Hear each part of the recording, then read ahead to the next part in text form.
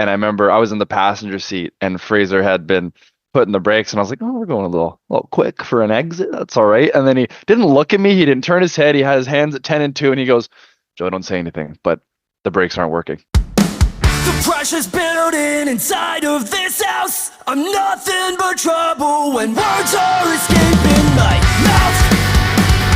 I feel this all going south. You always tell me that I am no fun. I hold it together while you're finding ways to stay numb. Just a slip of the tongue. I'm Eric Chen, and you're listening to Inlet Wire, your direct line to BC artists. In this episode, we've got Chief State. Their new album, Keep Your Friends Closer, almost didn't happen. And the story you're about to hear is part of why. Previous band members, Chloe and Justin, they decided to depart at their own times for school and other projects and things. Just life. And then very briefly, Nick did a little leave for a couple months to focus on his other project later days. So yeah, it got down to just me and Joe left. And, we carried on working on what was the acoustic EP at the time. And we did some videos and released that. And we were just like, what do we do next? So I'm hoping that you'll pull through. Do what you need to do. I'll be a mess without you. And I'll keep writing all these artists home. So you are not alone. Tighten your grip and don't let go. Don't let go. And suddenly you realize The start of the album wasn't a big plan. It was one small decision to sit down and finish something together. One day we were like, hey, do you want to jam? And I had this little riff, and then Joe came over and just helped me finish the whole song. And we were like, this is sick. And we were like, we should beg Nick to come back. And we actually had some dates with Cool and All Captains around September 23. And we had a fill-in guitarist that kind of dropped out last minute. And I remember calling Nick being like, yo, please. And he did. He came through for us. And I think the couple months, maybe he just missed it or whatever, I'm not sure. But he was like, yeah, let's do this thing again. And then we got Brown on board and we were just like getting in a room together and writing. But we came from a point where it looked like we were, not going to continue to just working on a demo together and being like, yeah, this is sick. Let's keep doing it. And here we are. In the middle of making it, there's a moment when they realize this is finally the version of the band they were trying to find. The thing that always jumps to my mind is when James came in to help us. So James, he's the newest member of the band. He's been a long-term collaborator as well. He's got a writing credit on like our first ever EP from nearly 10 years ago. So he's been around for a long time, but he's always been in his other projects. And he agreed to help us out, came into the studio. And I just remember being giddy. We were all excited.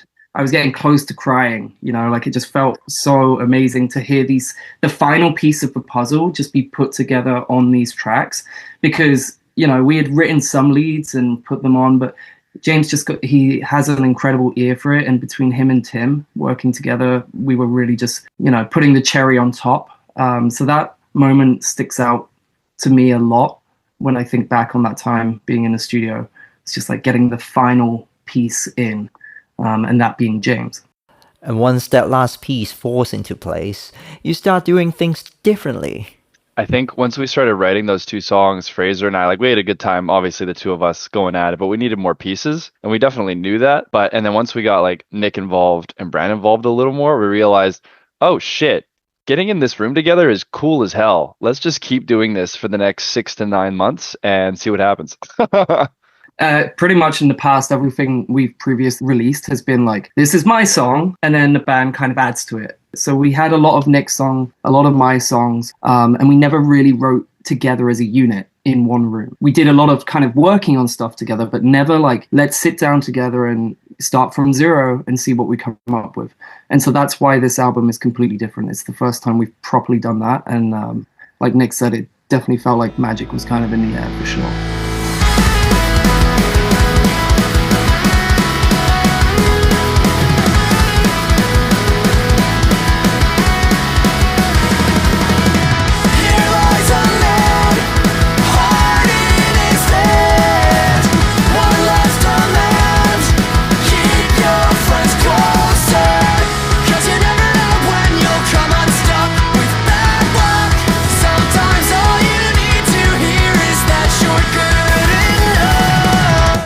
So you think the band just sits down and spills out a 12-song album?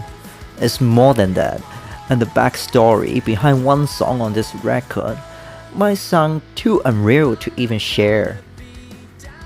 We were touring the US. It was our first tour after COVID, and it had actually been going very well. We were 2 weeks in, we were having a good time, and then we were driving from Houston, Texas.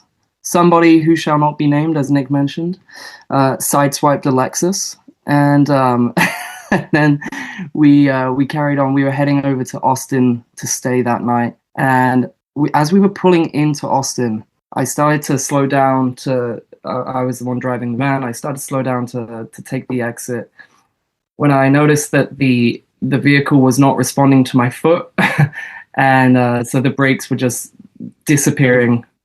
As I was pushing down, it was crazy and scary, and I didn't know what to do, so I didn't tell anyone. And eventually we ground to a halt, and then we drove on, got to the place we were going. I was like, okay, yeah, this has got to go into the shop, boys. I didn't want to scare anyone whilst we were on the road, but yeah, we thankfully it was a sort of 2-minute drive from the highway, and I just went really slow. And then the next day, the master cylinder was gone.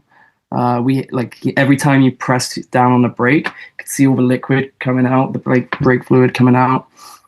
So yeah, we were lucky that it happened. It must have happened somewhere on the highway, but we're lucky it happened when it did. And when we needed brakes, we had enough fluid to actually get us to stop. And then yeah, the rest of the song is just from that point forward. You know, we lost a week of shows because the one part wasn't available. Had to be ordered in. That part didn't work. We cancelled a bunch of shows, and yeah, it kind of went downhill from there. And we were like, God, this shit's hard. Yeah, I was sitting in the Cal Tire in Austin, Texas, contemplating every decision prior, and yeah, that's no brakes. I'm missing you. Can we make up the distance? I don't know how to bring us back to existence. I'm missing you. Can we make up the distance? I don't know how to. Can we make up the distance?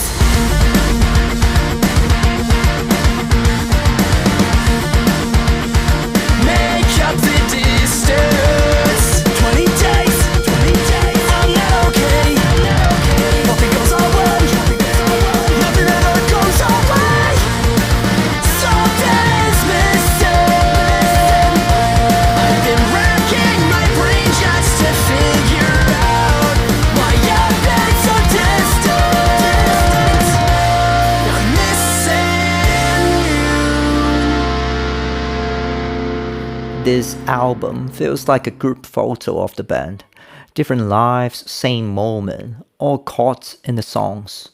Kind of feels like, to an extent, we're picking pieces from each of our own lives and our experiences and throwing them into the songs. And then the title track itself, Keep Your Friends Closer, and the video, to be honest, it's literally just about loving your people. No, and it's the album closer for a reason, because at the end of the day, full circle, you've really just got those that are close to you at the really, like you've got, you know, your social circle or whatever, but at the end of the day, those who are physically with you the most are those you hold dear. And I think especially that song being the closer really just preaches that. And then also the way the album was written, it was literally, it just, again, all of us just came closer.